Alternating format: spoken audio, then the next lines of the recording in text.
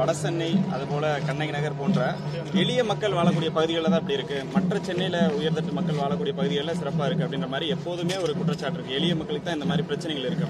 அதை எப்படி பாக்குறீங்க? அது எப்படின்னா, இப்ப ஒரு அரசியல் அதிகாரங்கள் இருக்குல்ல, ஒரு மாமன்ற உறுப்பினர், ஒரு சட்டமன்ற உறுப்பினர், பாராளுமன்ற உறுப்பினர், அமைச்சர் பெருமக்கள் அவங்கெல்லாம் வாழ்கிற பகுதி, அங்கே அமைச்சராக இருக்கிறவர்களை தேர்வு செய்கிற பகுதி, அந்த பகுதிகளில் கூடுதல் கவனம் இருக்கும். இங்கே இது அரசியல் அதிகாரமற்ற எளிய மக்கள், இவர்களுக்கென்று தலைவனோ அவர்களுக்கென்று வலிமையான குரலோ இல்லாத போது அவங்க நிராகரிக்கப்பட்டுருவாங்க. ஒரு உயிராகவே பொருட்படுத்த மாட்டாங்க. எப்போ மீனுக்கு இருக்கிற மதிப்பு மீனவன் உயிருக்கு இருக்கிறது. நீங்க அதிகப்படியா நச்ச ஆலைகள் எங்கெங்க நிறுவப்பட்டிருக்குன்னு எடுத்தீங்கன்னா அது கடற்கரை கிராமங்களில் தான் நிறுவப்பட்டிருக்கு.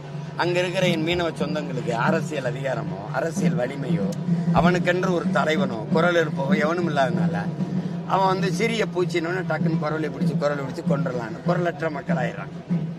அதனால அந்த நகர்ப்புறத்தில் வாழுகிற அந்த முதன்மையான அண்ணா நகர், அசோக் நகர், கே நகர், எம்ஜிஆர் நகர் அங்கெல்லாம் இதெல்லாம் வராது. இது எங்க வாழ்விடம் இல்லது. நாங்க வாழ்ந்துகிட்டு இருந்தது நகரத்துக்குள்ளதான்.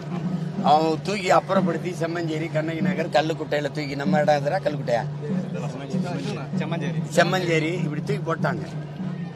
நகரத்தில் வாழ்ந்த ஆதி குடிமக்கள் எங்களை அந்த நகருக்கு பூர்வீக குடிய தூக்கி புறநகர்ல தள்ளு வரையும் திமுகவே பாத்துக்கிறோம், குழந்தைகளை நாங்க படிக்க வைக்கிறோம் அப்படிங்கிறாங்க. சரி, படிக்க வைக்கட்டும். அதான் இது ஒரு படிப்பினையா எடுத்துக்கிட்டு இது போன்ற நிகழ்வுகள், இந்த துயர நிகழ்வுகள் இனி தொடராம அரசு கவனத்தில் எடுக்கும். ஏன்னா இனி இப்ப பருவம் மாறுது, மழை காலம் வருது. ஒவ்வொரு நாளும் இந்த மாதிரி செய்திகளை கேட்கறது சரியா இருக்காது. அது கவனத்தில் எடுக்கும். சரிங்க, கலந்துரையாடலுக்கு மிக்க நன்றி.